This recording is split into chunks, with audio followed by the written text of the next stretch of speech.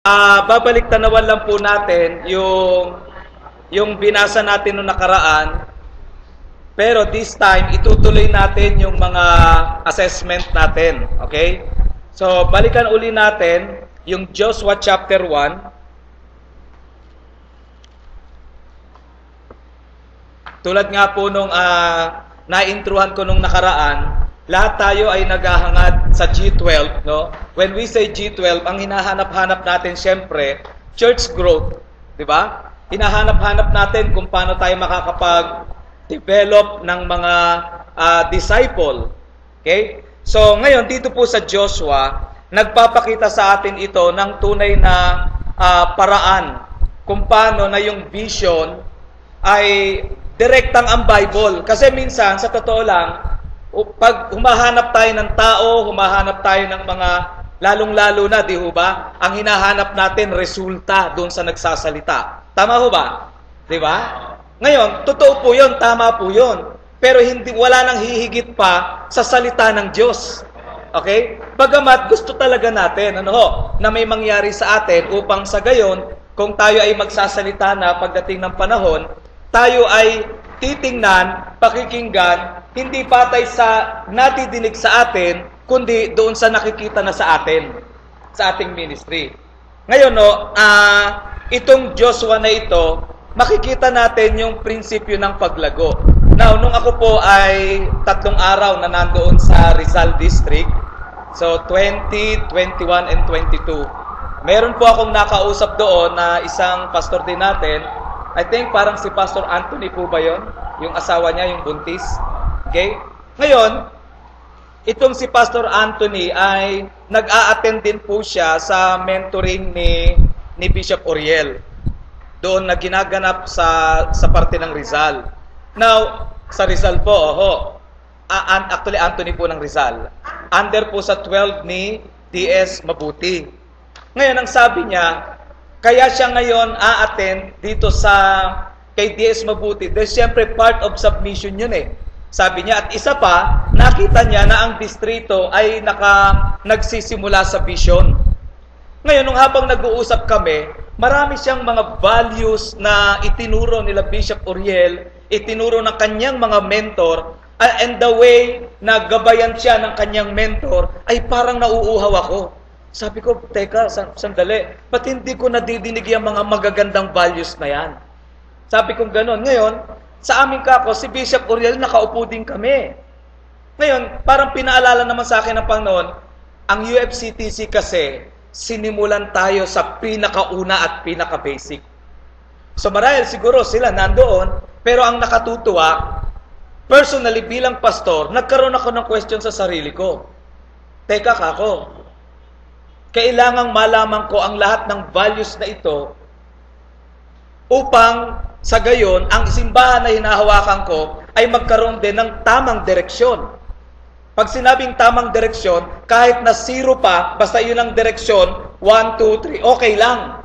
Okay? So, natutuwa ako na merong gano'n. Kaya, dumating ako sa senaryo, ang sabi ko, teka, dapat pala, baka attend ako doon sa mentoring na ganyan, mentoring na ganito. Sabi, kailangan pala mag-focus ako kay Bishop, yung mga nadidinig ko.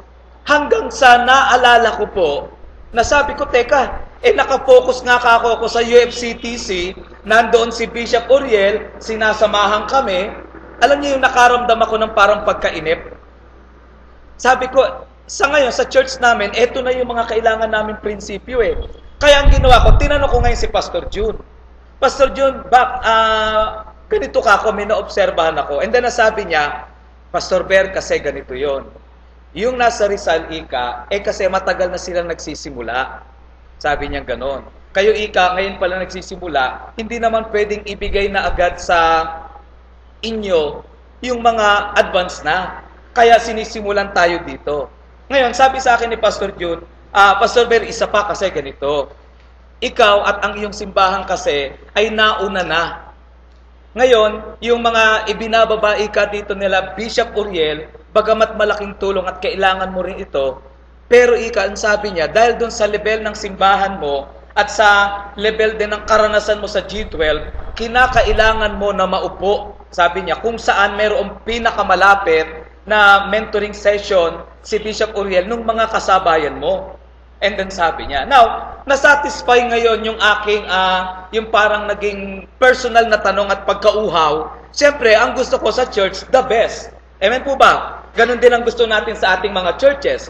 Ngayon, dun pa lang sa Taytay, biglang ibinalik ako ng Panginoon doon sa Diyos. So sabi ko, teka, magpapapagod pa naman ako, ang dami na nga naming mga schedule, hanggang sa, sabi sa akin ng Panginoon, anak, balikan mo ang Joshua 1:8. Hanggang sa nagkaroon ako ngayon ng lakas ng loob. Habang ginagawa namin kako itong mga mentoring na ito, kailangan yung values ng salita ng Diyos, ang tunay na kinakapitan ko, hindi lang yung basta mentoring. Hello? Nakit niyo po yung point? Now, buksan natin ang Joshua, okay? Ito po ay nabasa na nung napag-usapan na natin last week, okay? So minabuti po natin na baliktanawan po natin at meron akong panibagong set ng tanong na kung saan makakatulong sa atin, okay? Para lalo tayong tumibay. Now, iisa-isa muli natin ito. In Joshua chapter 1 and verse 1, after the death of Moses, the servant of the Lord said to Joshua. So, ibig sabihin, ang kinakausap dito ay si Joshua. Tama? Bakit hindi si Moises? Kasi patay na. Okay? Ngayon, ganito. Sa sitwasyon natin ngayon, mga kapatid, eto na. Tayo na yung nakaupo dito, tayo na yung nag-G12. Sa madaling salita, mga kapatid, anumang bagay na matututunan natin dito sa G12, hindi natin pwedeng sabihin, naku, ito, dapat madinig niya ito. Okay? Now, ang punto, mga kapatid, merong gustong sabihin ang Panginoon sa atin mismo. Okay? Sa atin mismo. Okay, next. Verse 2. Moses, my servant, is dead. Okay? Now then, you. So, ang ipinakita dito sa atin ng Panginoon, ikaw, okay, tas and then sabi, and all these people. Sa madaling salita, yung mga tao na inaalagaan natin, minementoran, sinesel group, okay? Tayo ngayon ang inuutusan sapagkat yung mga inaalagaan natin ay merong plano ang Panginoon. Ano yung plano ng Panginoon? Get ready to cross the Jordan River into the land I am about to give to them, the Israelites. Now, nakita ko dito, mga kapatid, kung nandito pala ako, may magandang mangyayari sa church ko at hindi ako dapat nag-aalala dahil ako mismo ang kinakausap ng Lord. At dahil ako ang kinakausap ng Lord, hindi niya ako imamali, hindi niya ako ililigaw. Tama?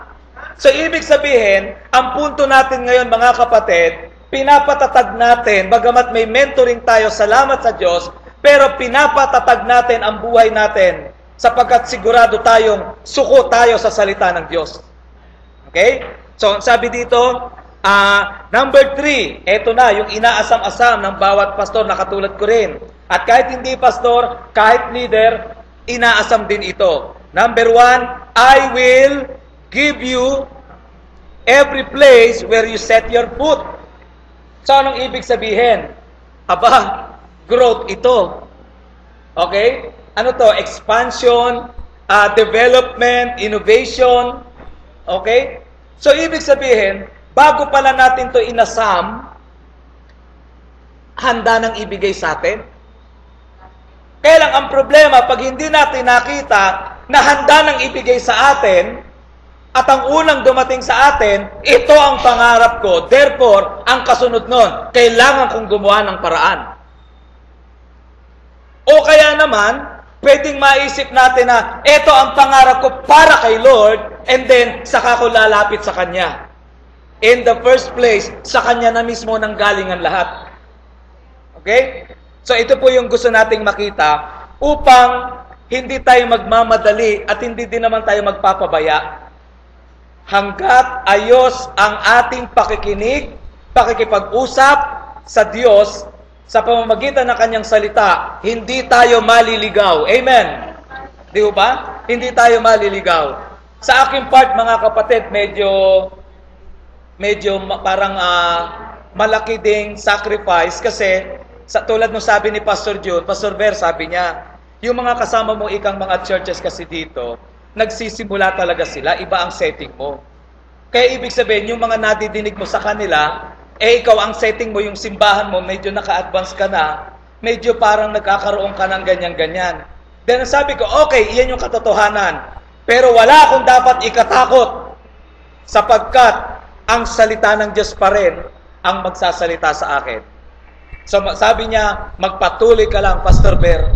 So ang ibig ko sabihin, mga kapatid, ito yung time na nakikita ko na walang anumang hadlang sa paglilingkod natin. Kaya nauna ko ng konti, kaya ang kasabay ko halimbawa naunahan ko lang ng konti, at yung pinag-aaralan ninyo, siya ko rin pinag-aaralan ngayon, no problem. Amen. Walang problema doon. So yung mga agam-agam natin, baka hindi ko makakayanan to, baka nakukulangan ako sa mentoring. Okay? Next, sino natin ito? So nandito yung pangako. In verse 4, your territory will extend from the desert to Lebanon. So yung salitang territory, wow! Ito na yung time na siyempre ang mga churches, gusto natin dumadami yung mga lumalawak yung ating connection. At kapag lumalawak ang connection, nangangahulugan na marami ng mga iba't ibang taong involved sa ating mga gawain. Okay? So yun ang ibig sabihin, mga kapatid. Ngayon, itong dalawang bagay na ito'y pangako na inaasam-asam ng kahit na sinong nasa G12. Okay? Yung paglago at church growth. Pansinin natin sa verse 5. Okay? Sabi dito sa verse 5, no one will be able to stand up against you all the days of your life. So, ang ibig sabihin, ang pangako ng Panginoon, basta magpatuloy ka doon sa sinasabi ko sa iyo, okay? At walang makakahadlang. Okay? Doon sa church growth, doon sa territory, doon sa mga ibibigay ko sa iyo, walang makakahadlang. So mga kapatid, meron ba tayong nakikitang hadlang ngayon sa atin sa pag-a-apply ng G12? Sige, magtanong lang po ako. Sa sarili natin, ngayon, sa pagpapatupad natin, ano ang na-encounter mo sa ngayon na hadlang? Sige ho. Ate, ano po?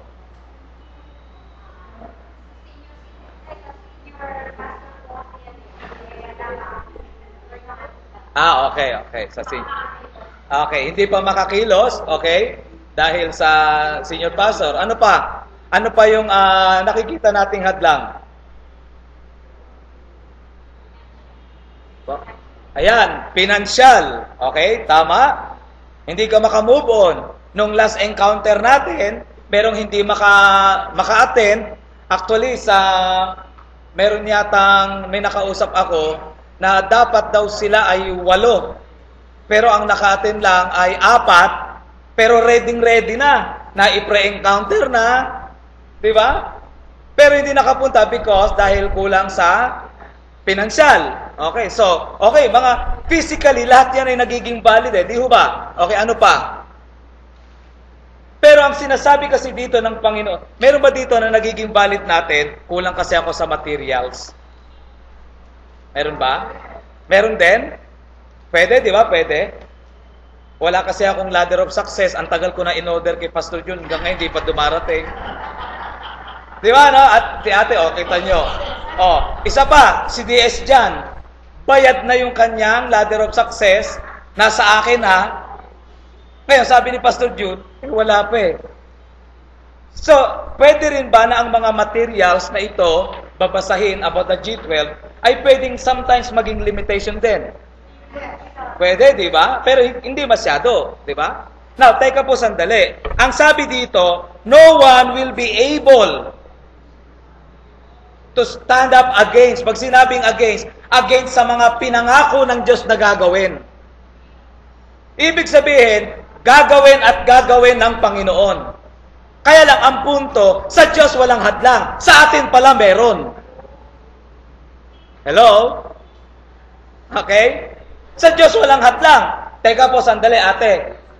Kayo po, ang parang nasabi ni ate kanina, kaya hindi makapagpatuloy because dahil dapat ang nag-a-apply senior pastor. Pero nag-get po ba natin na ang sabi dito, patay na si Moises? Hindi po yung pastor niya patay na. Hindi yung pastor niyo. Bata pa. Ang sinasabi ate dito, ikaw ang kinakausap ni Lord. Kasi sabi dito, yes parang kung titingnan natin sa buhay natin mga kapatid, meron tayong pwedeng gawin. Magpapasign daw po sa church nyo. Amen. Sabay ganun no? Okay.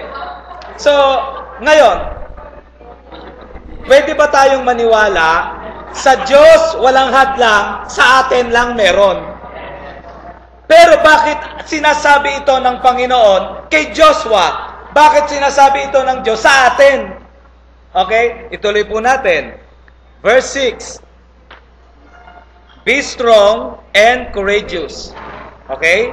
Because you will lead these people to inherit the land I swore to their forefathers to give them. Now, ang nakikita natin dito, parang nagbigay siya ng tip. Magpakatatag ka lang. Okay? Magpakatatag ka lang. Lakasan mo ang iyong loob. And then, meron pa, verse 7, eto na. Be strong and very courageous. Be careful to obey. Alin? All the law. Okay? Now, sa madaling salita, yung palang dalawang pangako ng Panginoon that I will give you every. And then pangalawa, extend your territory, mga kapatid, ay nakasakay sa, anong ibig sabihin? Doon sa verse 7, be careful to obey. Be careful to obey. Okay? Alin? All the law my servant Moses gave you. Okay? So ngayon, ituloy natin. Do not turn from it. Now, itong be careful to obey, mga kapatid, all the law. Be careful to obey all the law. Sa atin, mga kapatid, ito yung inoobserbahan nating daily devotion with journaling. Okay? Now, itong daily devotion with journaling, mga kapatid, ang sabi dito, do not turn from it to the right or to the left. Anong ibig sabihin? No? Huwag kang, saka na lang muna ako magde-devotion. Diba? Huwag nating ipagpapaliban. Minsan nga nung ako'y nagsisimula sa G12, totoo ba na kailangan araw-araw? Now, mga kapatid, ano yung pinagdududahan kung sinasabi kong totoo ba? Ano yung tinatanggihan ko doon? Diba yung devotion, yung salita ng Diyos? Now, may kakilala po ba kayo sa account ng Bible, isang karakter sa Bible na kinokontra niya ang salita ng Diyos? Sino? Si Satan. Diba ang sabi niya kay Eva? Totoo ba? Totoo ba na dapat araw at gabi? Totoo ba dapat sinusulat? Diba? Questionin mo kung ang isusulat mo ay yung away. Diba? Questionin mo kung ang ipinapasulat sa'yo, isulat mo lahat ng hinanakit mo, itanim mo ng itanim yan. Questionin mo yon. Pero kung yung salita ng Diyos na magbibigay sa'yo ng aral sa buhay, kay questionin mo, may nakakapareho tayo. So parang yun yung ni-reveal din ng Lord sa akin, mga kapatid Now, so ang sabi dito, do not turn from left to right. Okay? So ibig sabihin, pag sinabing devotion, dapat tanggapin natin na ito, mga kapatid, ang gagamitin para malayang dumaloy yung dalawang pangako. Every, pangalawa, territory. Pangatlo, no one. At kapag inobserba natin yung be careful, and then darating po tayo sa verse 8, do not let this book of the law depart from your mouth. Meditate on it day and night, so that you may be careful to do everything written in it. Then you will be prosperous and successful. Mga kapatid, ito po yung parang basihan ng G12. Okay? Siguro, kung ang vision po natin, ang pinaka-text ng G12 vision is, ano yon? Matthew. Okay? Matthew chapter 28, 19 to 20. Okay? Ang pumapangalawang verse na magpapakita ng tagumpay ng Matthew 28, Joshua 1 to 8. Alam niyo po, nung meron akong minimentora na pastor from, from Ubando, kuya, kilala mo si Pastor Rudy? Di ba, no? Then, nung unang meeting namin, ayaw niya yung devotion. Kasi sabi niya, Pastor, may devotion naman kami sa church namin. Don't watch. Every day. Ganun pa, no? Talagang everyday daw. Talagang consistent. Yun pa yung word eh. Yung bang, ba't kaya sinasabi niya yung consistent o ano, ganun? Ay di maganda ho ka ako. Sabi ko, salamat sa Panginoon. Kaya lang ho ka ako, iba pa rin na meron tayong tinatawag na basic lifestyle na tayo mismo ay direktang nakakausap ng salita ng Diyos. Ngayon, paano po ba ginagawa niyo yun sa inyong Don't Watch? Ganito, magkakantahan kami doon, tapos magbabasa kami ng passage of scripture, tapos saka na kami magpe-pray na magpe-pray. Ganun daw ang ginagawa nila. Sabi ko, di, okay naman ho. Kaya lang, iba ka ako yung personal na sinasabi sa inyo ni Lord. At nung una, parang tinanong pa niya ako eh. Ang sabi niya nga sa akin, ikaw ba, Pastor Per? Sabi niya sa akin ganun eh. Ano ba ang journey mo? Bitin pa yung tanong niya, ano ba ang journey mo? Ano po bang journey? Sa G12? Sa devotion. Ganun ho. Kinuha ko ngayon yung notebook ko. Okay? So, ito yung notebook ko. Handa kong ipakita sa kanya ito. Na araw-araw. Handa akong ipakita sa kanya. Plus, ang ginawa ko ngayon, nagsabi ako sa kanya ng mga aral sa buhay na talagang galing sa salita ng Diyos. Alam niyo, nung binasa ko, ang sabi niya, iyan ang wala ako. Iyan ang wala ako. Di ba, kilala mo yun? Talagang, kilala niyo si Bishop, yung parang kamukha niya? Yung hindi magsalita, yung si Bishop Boy Ramos. Si Bishop Boy, kamukha niya eh, kasi mentor niya eh. No, mentor niya si Bishop Boy Ramos eh. Talagang halos pareho sila ng And then, so parang ako that time, natutuwa naman ako kasi sumasadya pa sila doon sa amin para lamang magpa-mentor. So, natutuwa naman ako ngayon, sige ika. Nung sinabi niyang sige, ang sumunod na sinabi ko, dapat may notebook kayo. Sabi niya ngayon, sige, may notebook. Yung asawa niya, opo, Pastor, sige, magsusulat po kami. Kaya lang, Pastor, baka mamaya, pagbalik namin dito, checkin nyo agad yung Ay, ganun nga ho talaga ako gagawin ko. Kasi, ang hirap po kung lumalim tayo sa G12 nang wala man lang tayong basic. So, yun yung sinabi ko. Kumbaga, parang sa una, kasi sa traditional, pag may kausap ka siyempre yung pastor at ikaw yung pinupuntahan, dapat siyempre pasikat ka, yung mga medyo matataas na antas ng mga kung ano kaisipan yan. Diba? Pero ito, grabe, basic. Tapos yung matanda sa yung pastor, uutusan mo magsulat. Alam niyo po ba, na sumunod na balik? Eto ngayon.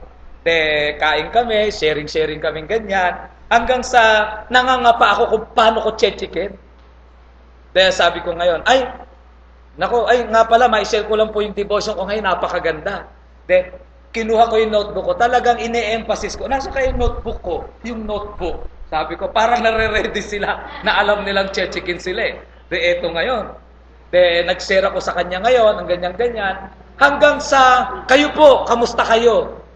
Tinanong ko ng kamusta.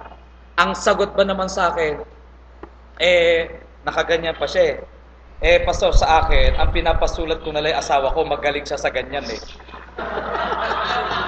Sumagot na nung nakaraan, may dahilan pa rin. Naniniwala po ba tayo mga kapatid? Isang napakalaking trahedya na matutunan natin ng G12 nang hindi tayo baon sa salita ng Diyos. Alam niyo po mga kapatid, nung naitama po yung mentoring sa akin dito sa UFCTC, naunawaan ko po. Kasi ako po yung isang tao na masasabi ko na nauna kong naunawaan yung G12 pero mali. Hindi nagtagumpay, hindi nagkaroon ng magandang resulta. Why? Because of the Word of God.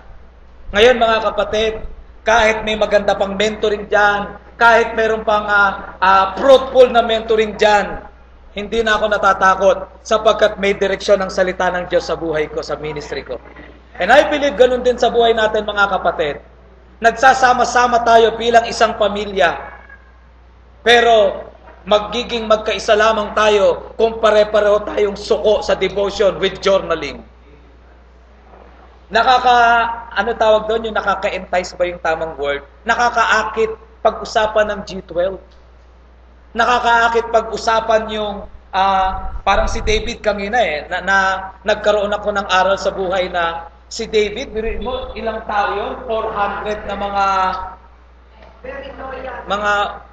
very loyal, pero grabe yung kanilang karakter palinghado Pero yung ginawang passion ni David, nagkakaroon din ako ng passion na ganun Pero mga kapatid, hindi pa rin pala sapat yun kung hindi tayo suko sa salita ng Diyos.